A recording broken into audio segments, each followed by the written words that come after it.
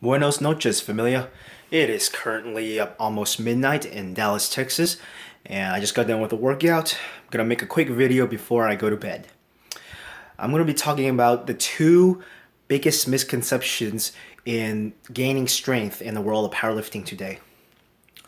The first misconception is that you can just eat a ton of carbs, eat whatever you want, just jack your calories way up, and you will automatically get stronger. False, false, false. Been there, done that, doesn't work out that way. In fact, this video was actually inspired by some guy who commented on my Instagram account who said he tried to just jack his carbs up a huge amount and all he did was gain fat. And yeah, I can totally relate. I've been there and done that. I replied, you can have the best nutrition in the world. Your nutrition can be spot on. But if your programming is poor, you won't make it to a high level of strength. Now let me get into depth as to why it is a poor idea to just think you can eat a whole bunch and you will get massively strong. Now in the short term, it will have a positive effect on your strength gains because you are jacking up your insulin levels post-workout, which creates an anabolic effect to help you build more muscle. And for those of you who didn't understand what I just said, let me break it down into very layman terms. Insulin is a hormone that is secreted when you eat something.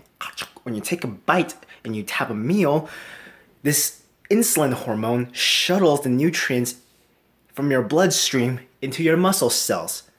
And that is a biological process which is anabolic, which means building. So that will help you build muscle. However, the downside of constantly spiking your insulin levels is that your body will eventually reduce the number of receptors in your body, so you become less sensitive to insulin. So your insulin sensitivity will decrease. So over time, when you eat a whole big meal after your workout full of starchy carbs and pasta, and junk food and burgers and fries, instead of getting bigger and stronger muscles, you just get fatter. Your nutrient partitioning has gone down. So in the long run, you just get fatter and you're weaker for your body weight. You're not getting much stronger. And trust me, I've been there, done that twice. Stupid, right? I didn't learn the first time. But yeah, you do not want to bulk excessively. You want to slowly increase your calories. When you get to the point where you're too fat, keep maintaining or start decreasing a little. The real way to get strong is proper programming. Learn exercise science. Learn how to train for strength. Not just doing a bodybuilding split and hoping you get stronger by shoving a bunch of food down your mouth. It doesn't work that way. You have to actually know how to progressively overload and know stuff like deloads, how to use periodization if that applies to you, how to progressively overload without overtaxing your system and know when to back off.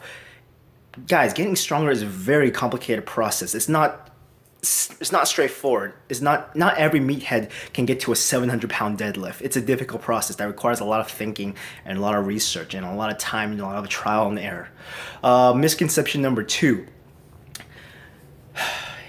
There's a lot of people who think that, oh, if I just do a certain little exercise, this at least assistance exercise, I'll jack up my main lift by 50 pounds. If you just do a whole bunch of board presses or spotter presses or slingshot presses, maybe my bench press will go up by 50 pounds. If I do a bunch of box squats, a bunch of pause squats, a bunch of glute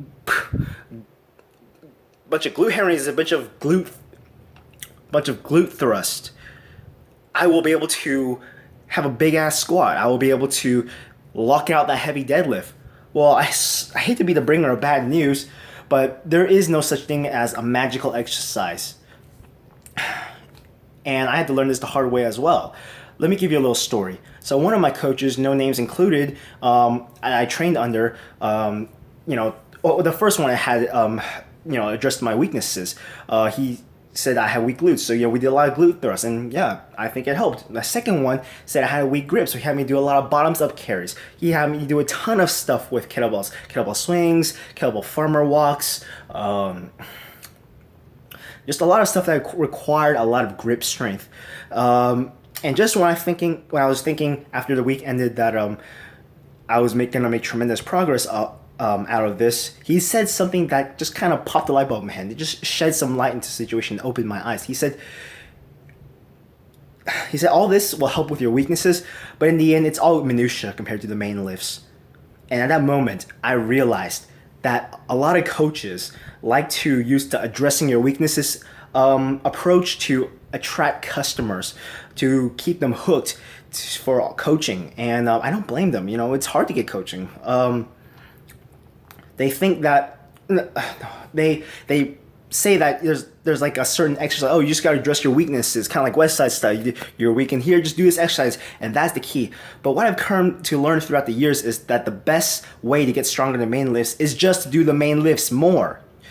What's the best lift to get better at squat? It's the squat. What's the best lift to get better at the bench press? It's the bench press. What's the best lift to get better at deadlift? It's the deadlift. You want to get better at squatting? Squat more. If you want to get better at benching, bench more. Deadlift more. Yada yada. You get the idea?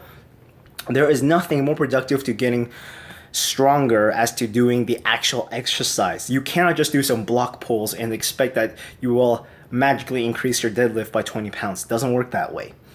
Now, I'm not bashing assistant exercises, say you don't ever need to do them. That's not what I'm saying at all. We all have our weaknesses we need to address. But the thing is, don't get over caught up in the minutia.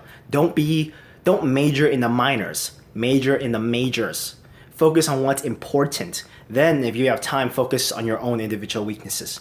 So that's all I have to say for today, guys. Hope you've learned something today. Hope I made somewhat sense, because I'm pretty incoherent when speaking to a camera. But that's all I gotta say today. Have a great night, guys, and talk to you next time.